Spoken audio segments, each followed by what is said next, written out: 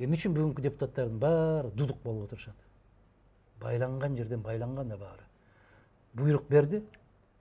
2 күндүн ичинде эски президентке таап чыккыла. 2 күндө таап чыга албайт. 6 жылдык өмүрдү тескеш үчүн, караш үчүн көптөгөн убакыт керек. Аябай көп убакыт керек да. Мына караңызчы. Фашисттер адамдарды кырганы факт ба? Факт ба? Польшада 100 миңдеген, миллиондогон, канчалаган адамдар концлагерде жок болду. Факт ба? Канча мамлекеттерди басып алды. Факт ба?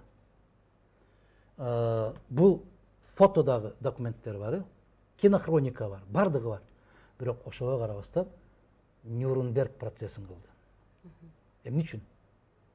Алар факты деп туруп эле барып жазалап койсо болот эле го. Жок. Нюрнберг процессин өткөрдү. Эмне үчүн? Баарын мыйзамдаштырып коелу деп. Ошонун негизинде мойнуна коюп берели. Документтери менен булар адамзатка каршы иш жасагандыгын мойнуна коюп берели деп Нюрнберг процессин өткөрдү.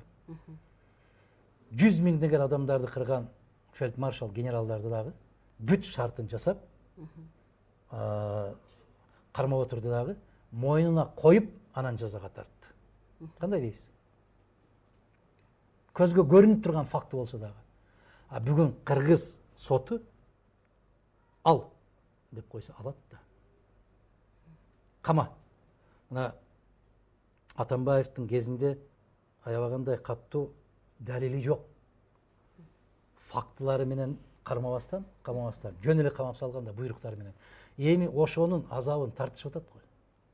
Бүгүнкүлөр дагы ошол көчтү улап атат да, бирок сөзүндө туруп атат, көчтү улайт деген.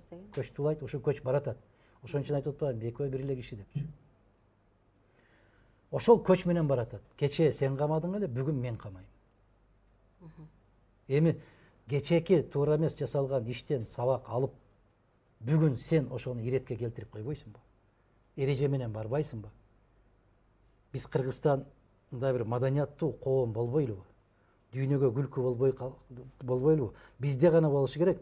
Кечээ түрмөдө отурат дагы, эртеси күнү карасаң коюп жогорку кеңеште отурат. Бул бизде гана мүмкүн. Же тескерисинче жогорку кеңеште аябай бапылдап сүйлөп атат дагы, түштөн кийин карасаң түрмөдө отурат. Бул не деген мамлекет? Же макул эмессизби? Макул.